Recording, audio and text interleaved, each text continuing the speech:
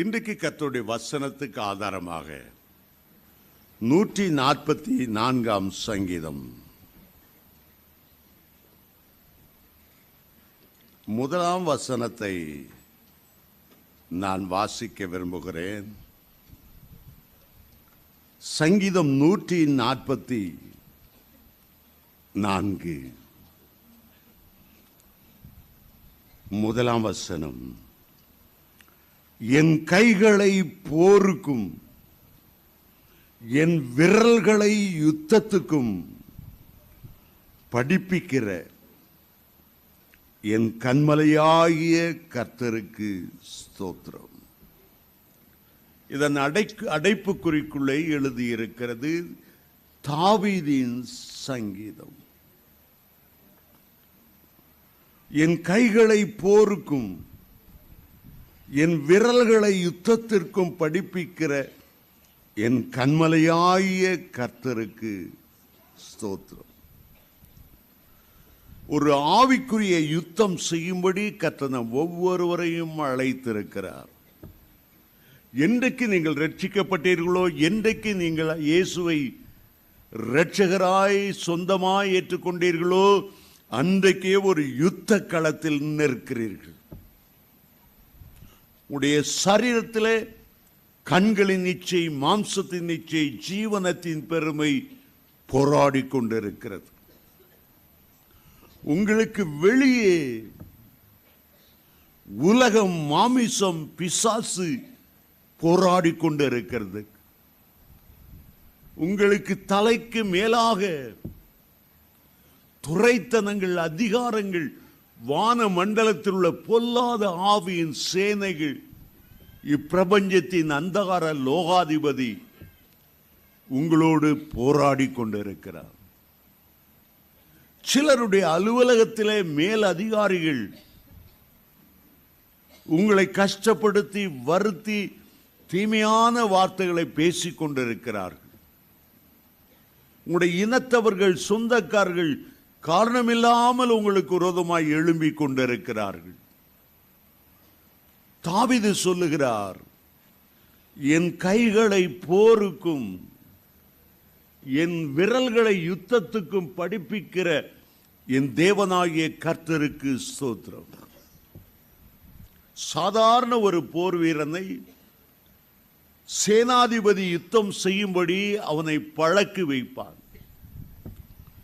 எப்படி ஈட்டியை பிடிப்பது, எப்படி அம்புகளை தோய்ப்பது, எப்படி பட்டயத்தை உபயோகப்படுத்துவது, எப்படி கத்தியை பயன்படுத்துவது, உலக பிரகாரமான ஒரு யுத்தத்துக்கு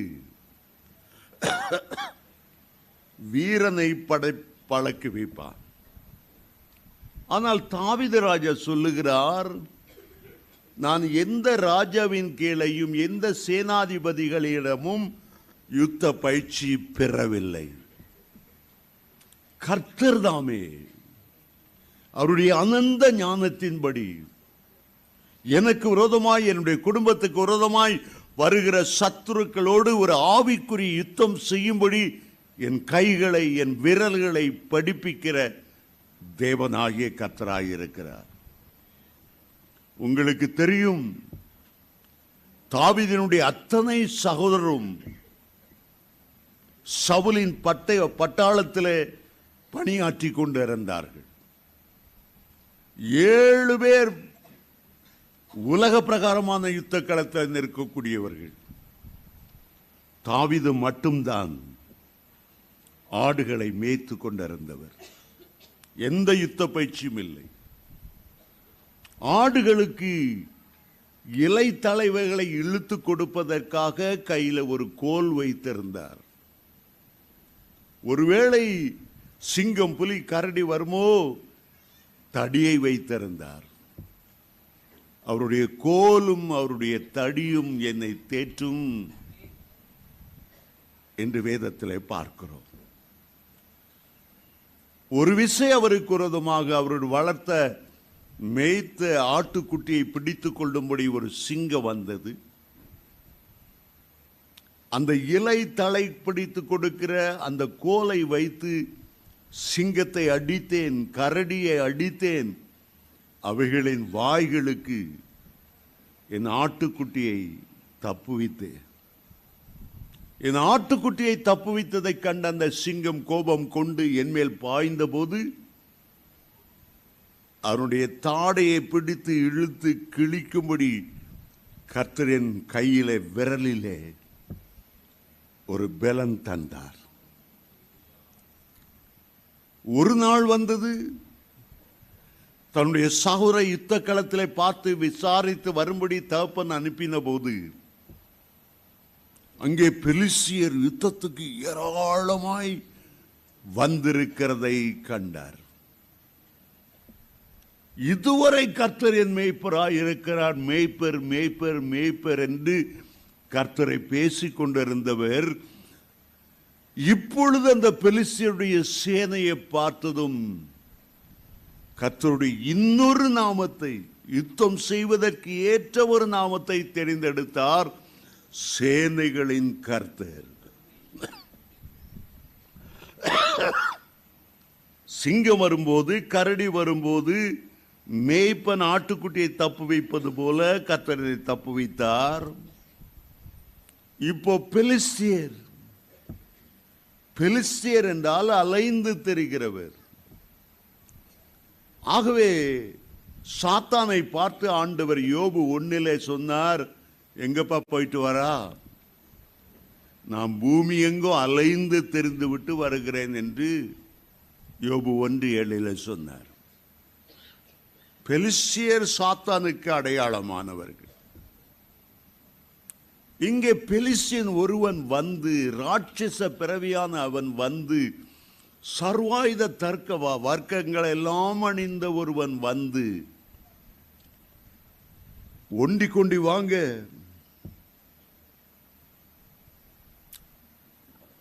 யார் ஜெயித்தார்களோ அவர்களுக்கு தோற்றவர்கள் அடிமைகள். அவன் பார்க்கிறான், பெரிய பயங்கரமான உருவம், ராட்சச பிறவி. அவனுடைய தலைச்சீரா, அவனுடைய கேடகம், அவனுடைய ஈட்டி எல்லாத்தையும் பார்த்து இஸ்ரவேல் ஜனங்கள் பயப்படுகிறார். அவன் முன்னால் வருகிறான், ஒண்டி கொண்டி வாங்க என்று கூப்பிடுகிறான்.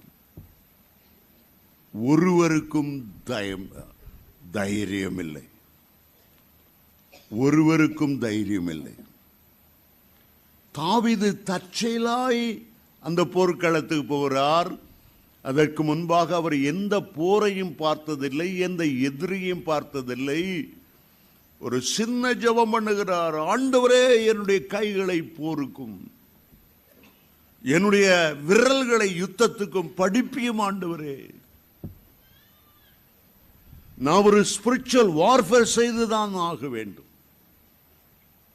வேதம் சொல்லுகிறது, அந்த கோலியாத் என்றால் பயமுறுத்துகிற ஒரு ஆவி, பயப்படுத்துகிற ஆவி, மற்றவர்களை மேற்கொண்டு அடிமைத்தனத்துக்குள் இழுத்துச் செல்லுகிற ஒரு ஆவி. இன்றைக்கு எந்த ஆவி உங்களுக்கு முன்பாக ஒரு கோலியாத்தை போல நின்று கொண்டிருக்கிறதோ அதை எண்ணி பாருங்க.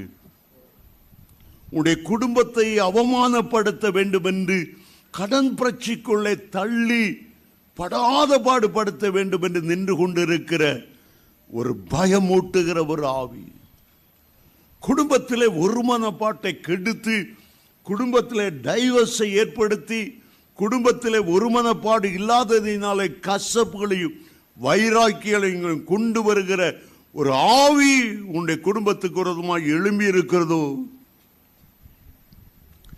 ஏதோ ஒரு பாவ பழக்க வழக்கம் உன்னை அடிமையாக்கி கிறிஸ்துவுக்கு இருக்கிற அழைப்பை நஷ்டப்படுத்த வேண்டும் என்று வந்திருக்கிற ஒரு ஆவி நின்று கொண்டு இருக்கிறதோ, இச்சைகளுக்குள்ளாக ஏதோ ஒரு தப்பான நட்புறவுக்குள்ளாக உன்னை நடத்தி மனசாட்சியை பாதிக்க பண்ணுகிற ஒரு ஆவி, சாதாரணமாய் அன்பாய் தொட்டு பழகிறதை போல அது இருந்தாலும் போக போக விபரீத எண்ணங்களை உன்னுடைய சிந்தையில கொண்டு வருகிற ஒரு ஆவி, கிறிஸ்துவுக்கு விரோதமாக, தேவனோடு நடப்பதற்கு விரோதமாக, நீ பரலோக ராஜ்யத்துக்கு செல்லக்கூடாது என்று பாதாளத்துக்கு இழுக்கிற ஒரு கோலியாத்தின் ஆவி.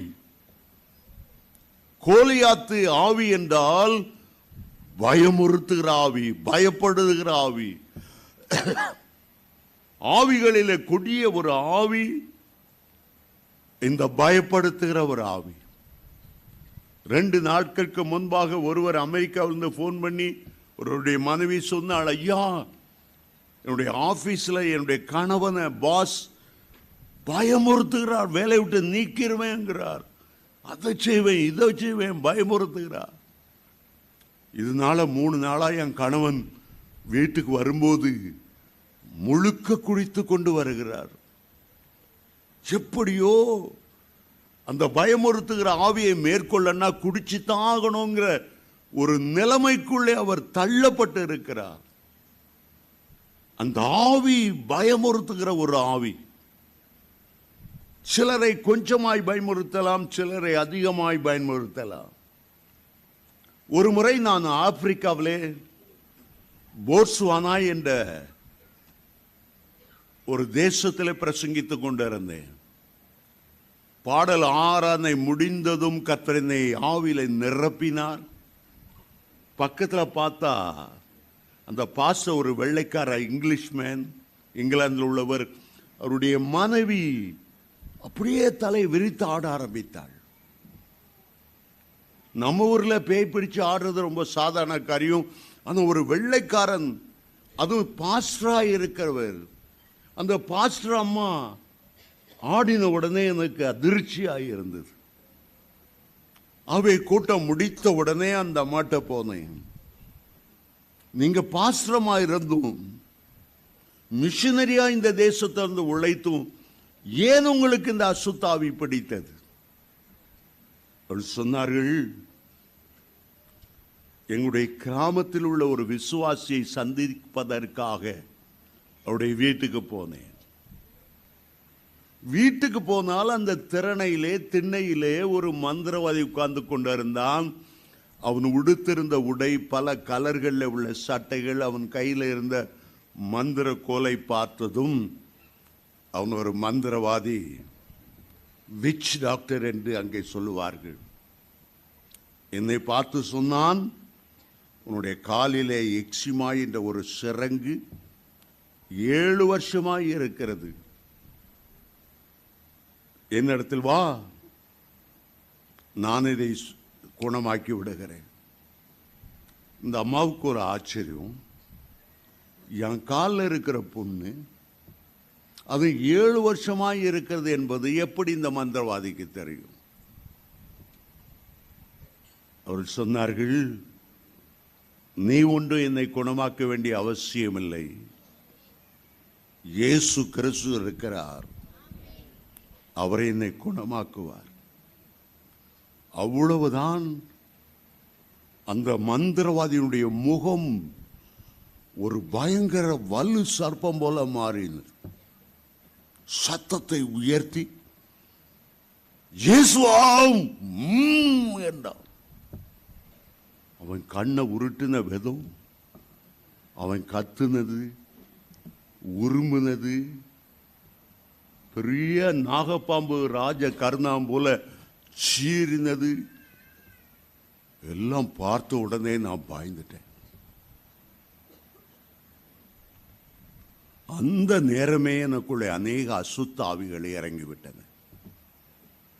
அந்த நேரம் ஒரு பயத்தின் ஆவி என்னை கவ்வி பிடித்து கொண்டது. எனக்கு விடுதலை செய்ய ஒருவரும் இல்லை. தயவு செய்து எனக்கு ஆட்சேபிங்க. இந்த கூட்டத்தில் பயத்தின் ஆவியை, இந்த கோலியாத்து பயமுறுத்துகிறது போல இந்த மந்திரவாதி பயமுறுத்தி அந்த ஆவியை இயேசுவின் நாமத்தில் கடிந்து கொண்டு சொன்ன போது, நான் சர்வ வல்லமை உள்ள தேவன் என்று ஆபிரகாமுக்கு வாக்களித்த தேவன் இப்பொழுது இந்த பயத்தின் ஆவியை விலக்கி பரிபூர்ணமாய் சோம் கொடுக்க வேண்டும். கர்த்தர் இறங்கி பரிபூர்ண 100க்கு 100 விடுதலை கொடுத்தார். இன்றைக்கு எனக்கு தெரியாது எந்த கோலியாத் உங்களுக்கு முன்பாக, எந்த பிரச்சனை உங்களுக்கு முன்பாக ஒரு பயத்தை கொடுத்து கொண்டு இருக்கிறதோ, எதிர்கால பயமாய் இருந்தாலும் சரி, ஒரு நோயினால் வருகிற பயமாய் இருந்தாலும் சரி, உடைந்து போகுமோ குடும்பம் என்று எண்ணக்கூடிய ஒரு பயமாய் இருந்தாலும், மரண பயமாய் இருந்தாலும், இன்றைக்கு தாவீதின் தேவன் உங்களுடைய தேவனாய் இருக்கிறார். ஆமென், ஹல்லேலூயா, ஹல்லேலூயா. அவன் கோலியாத் வரும்போது இஸ்ரவேல் ஜனங்களை நிந்தித்தானாம். இரண்டாவது, தேவனாகிய கர்த்தரை நிந்தித்தானாம். அவனுக்கு எதிர்கொண்டு போக ஒருவரும் இல்லை. சவுல் ராஜாவாய் இருந்தாலும் பயம் பிடித்தவன் இருந்தான். சவுலினுடைய சேனாதிபதி அப்னேர் முழுக்க முழுக்க பயம். தாவீதுக்கு 7 சகோதரர்கள், தாவீது 8வது.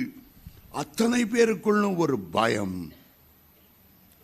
ஆனால் ஒன்றே ஒன்று தாவீதுக்குள் இருந்தது, கர்த்தரை பற்றிய வைராக்கியம் இருந்தது. கர்த்தரை யாரும் சபிக்கவோ ஆண்டவருடைய நாமத்தை இழிவுபடுத்துவதை பொறுத்து கொள்ளவோ அவனால் முடியவில்லை. நான் ஆண்டவரோடு உடன்படிக்கை செய்திருக்கிறேன், நான் விருத்த சேனம் உள்ளவனாய் இருக்கிறேன். இந்த விருத்த சேனம் இல்லாதவன், உடன்படிக்கை இல்லாதவன், தேவனற்றவன் எப்படி என் ஆண்டவரை தூஷிக்க முடியும்? மற்றவங்களுக்கு சூடு சொரணை இல்லாம போனாலும் நான் கர்த்தருக்காக நிற்பேன். நான் இருக்கும்போது ஆண்டவர் எனக்காக நிற்பார். அதுதான் ஆண்டவருக்கும் எனக்கும் இடையே உள்ள ஒரு ஒப்பந்தம். தாவீதின் மேல் அபிஷேகம் இருந்தது, தாவீதின் மேல் பக்தி வைராக்கியம் இருந்தது. கர்த்தருக்காக எதையும் செய்வேன் என்ற ஒரு இடைவிடாத வாஞ்சை இருந்தது, அளவில்லாத அன்பு இருந்தது. உயிரையும் பயணம் வைத்து தேவ ஜனங்களுக்காக எதிர்த்து நிற்கிற இந்த கோலியாத்தை வீழ்த்த வேண்டும் என்ற ஒரு எண்ணம் இருந்தது. இன்றைக்கு இயேசுவின் நாமத்திலே உங்களுடைய கைகளையும் ஆண்டவர் உங்களுடைய விரல்களையும் யுத்தத்துக்கு பழக்குவிப்பாராக. சாதாரணமாக எதிரியை எதிர்த்து நிற்க முடியாது. தேவனுடைய பலத்தோடு நீங்கள் எதிர்த்து நின்று ஜெயங்கொள்ளும்படி அழைக்கப்பட்டவர்கள். அது எந்த ஆவி உங்களுடைய குடும்பத்தை பயமுறுத்தி கொண்டிருந்தாலும், அது உலக பிரகாரமான சத்துருவாய் இருந்தாலும், அரசியல்வாதியாய் இருந்தாலும், மந்திரியாய் இருந்தாலும், தேவன் உன்னோடு இருக்கிறபடியால் நீ அசைக்கப்படுவதில்லை. நீ உயிரோடு இருக்கிற நாளெல்லாம் ஒருவனும் உன்னை எதிர்த்து நிற்பதில்லை. மோசையோடு இருந்தவர், எலியாவோடு இருந்தவர், ஏனோக்கோடு இருந்தவர் உன்னோடு கூட இருப்பார். ஆகவே தாவீது வெற்றி பெற்றதற்கான ஒரு 7 காரியங்களை இன்றைக்கு நான் உங்களுடைய மத்தியிலே சொல்ல போகிறேன். இந்த 7 காரியங்களையும் நீங்கள் வரிசையாய் கடைபிடிக்கும் போது மிக எளிதான இவைகள் மூலமாய், அது எத்தனை கோலியாத்துக்கள் ஆனாலும் சரி, பயமுறுத்துகிற எந்த ஆவியானாலும் சரி, கர்த்தர் அவைகள் மேல் நிச்சயமாய் உங்களுக்கு ஜெயத்தை தருவார். சவுல் முன்பாக தாவீது கொண்டு போன போது முதல் காரியம், நான் என் தகப்பனுடைய ஆடுகளை மேய்த்து கொண்டிருந்த போது ஒரு விசை ஒரு சிங்கமும் இன்னொரு விசை கரடியும் தொடர்ந்து வந்து என் ஆட்டை பிடித்துக் கொண்டது. நான் விடவில்லை, அவைகளை தொடர்ந்து போய் என் கோலினால் அதை அடித்து அதனுடைய வாய்க்கு தப்பு வைத்தேன். அது என் மேல் பாய்ந்த போது அதன் தாடியை பிடித்து இழுத்து அதை அடித்து கொண்டு போட்டேன். முதலாவது அவன் சொல்லுகிறான், தான் பெற்ற வெற்றியை சொல்லுகிறான். நீங்கள் ஜெயங்கொண்டு வேண்டும் என்றால் கர்த்தர் உங்களுக்கு செய்த அற்புதங்களை செய்யுங்கள்.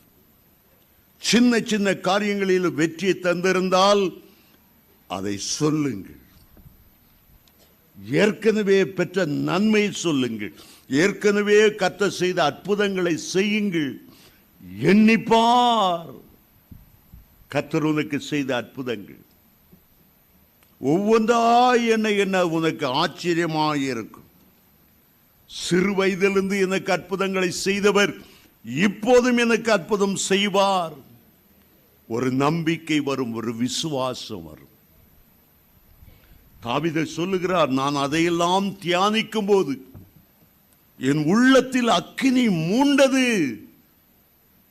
சங்கீதம் 39:3 அவர் சொல்லுகிறார். ஆகவே அவர் முதல் செய்தது என்ன? 1 சாமுவேல் 34-35 வசனத்திலே அந்த சிங்கத்தையும் கரடியும் ஆண்டவர் என்னை கொண்டு கொண்டார். என் கைகளை போருக்கு பயிற்று வைத்தார். எப்படி அவைகளை வீழ்த்துவது என்பதற்கு சொல்லிக் கொடுத்தார்.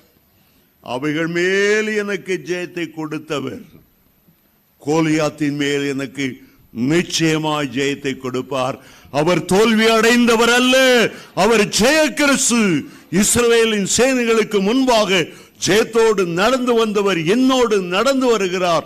நான் நிச்சயமாய் தோல்வி அடைய மாட்டேன். கர்த்தர் உங்களுக்கு செய்த நன்மைகளை சொல்லுங்கள். உடைய வியாதியிலிருந்து குணமாக்கின நன்மைகளை செய்யுங்கள். உடைய வியாபாரம் தோல்வியாய் இருந்த போது கர்த்தர் தூக்கி எடுத்த நன்மைகளை சொல்லுங்கள். தாவீது சொல்லுகிறார், அவர் செய்த ஒரு உபகாரத்தையும் மறவாதே. ஆத்துமாவே, உனக்கு கர்த்தர் செய்த ஒரு நன்மையும் மறந்து போகாதே. சிறு வயதிலே உன்னை பேர் சொல்லி அழைத்து உன்னை படிக்க வைத்து உன்னை ஆளாக்கி உன்னை சம்பாதிக்க கிருபை செய்து இம்மட்டும் நடத்தி வந்தவர் உன்னோடு கூட இருக்கிறார் என்பதை மறந்து போகாதே. இஸ்ரவேலை வழி நடத்தி கொண்டு வந்த மோசே சொன்னார், ஒரு பஸ்கா ஆட்டுக்குட்டியின் இரத்தத்தால உன்னை மீட்டெடுத்த ஆண்டவரை மறந்து போகாதே. வழியிலே உணவு ஒன்றும் இல்லாமல் இருந்தாலும் வானத்திலிருந்து மன்னாவை உனக்கு அனுப்பினவரை மறந்து போகாதே. உனக்கு தாகம் எடுத்த போது கண்மலையை பிளந்து தண்ணீரை கொடுத்தவரை மறந்து போகாதே. உனக்காக சிவந்த சமுத்திரத்தை 2 பிளந்த தேவனை மறந்து போகாதே. உன்னை பின்தொடர்ந்த சாபத்தை, உன்னை பின்தொடர்ந்த பார்வோனையும் சேனையும் சிவந்த சமுத்திரத்தில் தள்ளி அமிழ்த்து போட்டவரை மறந்து போகாதே. யோர்தானை 2 பிளந்தவரை, வெட்டாந்தரை போல தேவ ஜனங்களை நடந்து போக செய்தவரை மறந்து போகாதே. நீ எரியோ சுற்றி மதிலை சுற்றி வந்த போது அந்த பெரிய மதிலை உனக்கு முன்பாக விழச் செய்தவரை நீ மறந்து போகாதே. சீஷர்களை பார்த்து கம்யூனியன் சர்வீஸ்ல இயேசு சொன்னார், உங்களுக்காக நான் செய்த தியாகத்தை மறந்து போகாதே. இந்த கல்வாரி அன்பை மறந்து போகாதே. என்னுடைய பாடு மரணங்களை மறந்து போகாதே. இவ்வளோ உனக்காக உயிரை கொடுத்த நான் உனக்காக யாவையும் செய்து முடிப்பேன். முதலாவது, நீங்கள் பெற்ற ஆசீர்வாதத்தை, பெற்ற நன்மையை சொல்லுங்கள். 2வது, நீங்கள் பெறப்போகிற நன்மையை சொல்லுங்கள். இனி என்ன நடக்க போறது? கடந்த காலம் எதிர்காலத்துக்கு ஒரு விசுவாசத்தை தருகிறது, ஒரு நம்பிக்கை தருகிறது. தாவீது ராஜா சொல்லுகிறார், என்னை சிங்கத்தின் கைக்கும் கரடியின் கைக்கும் தப்புவித்த கர்த்தர் இந்த பெலிஸ்தியனுடைய கைக்கும் என்னை தப்புவிப்பார் என்று 37ஆம் வசனத்தில் இனி தான் பெறப்போகிற நன்மையை அவர் சொன்னார். முன்னமே ஒன்று முடிஞ்சிச்சு. அந்த கடந்த கால வெற்றியில நான் மெய்மறந்து செயலற்று நான் நிற்க மாட்டேன். ஒன்றை நான் எதிர்நோக்குகிறேன். மிருகங்கள் மேல், மிருகத்தனமான பலத்தின் மேல், மிருகங்களின் வல்லமை மேல், மிருகமாகிய அந்தி கிறிஸ்துவின் மேல் எனக்கு வெற்றியை தந்தவர். இந்த பெலிஸ்தியனும் ஒரு மிருகம் போலத்தான் எனக்கு இருப்பான். இவனை ஒரு 6 அடி உயரமான 6 ஆறறிவுள்ள ஒரு மனிதனாக நான் பார்க்கவில்லை. தேவனற்ற இவன் ஒரு மிருகத்தை போல இருப்பான். ஒரு விசுவாசத்தோடு சொல்லுகிறார், என் எல்லா சத்துருக்களின் மத்தியிலே எனக்கு ஒரு பந்தி ஆயத்தப்படுத்தி என் தலையை எண்ணெயால் அபிஷேகம் பண்ண பண்ண என்னுடைய உள்ளான மனுஷனிலே ஒரு ஆன்மீக பலன் இருக்கும். எந்த உலக எதிரியையும் பலன் கொள்ள கர்த்தர் எனக்கு வல்லமை தருவார். புது எண்ணெயால் நான் அபிஷேகம் பண்ணப்பட என் பாத்திரம் நிரம்பி வழிய வழிய காண்டமிருகத்துக்கொப்ப பலன் எனக்கு இருக்கும். சங்கீதம் 92:10 அவர் அப்படி சொல்லுகிறார். அந்த தேவன் இன்றைக்கும் என்னோடு இருக்கிறார். எத்தனை எதிரிகள் என்னை பயமுறுத்தினாலும், எத்தனை பிசாசின் கூட்டங்கள் என் ஆரோக்கியத்துக்கு விரோதமாய் வந்தாலும், கர்த்தர் என்னோடு இருக்கிறபடியால் நான் ஜெயங்கொள்ளுவேன்.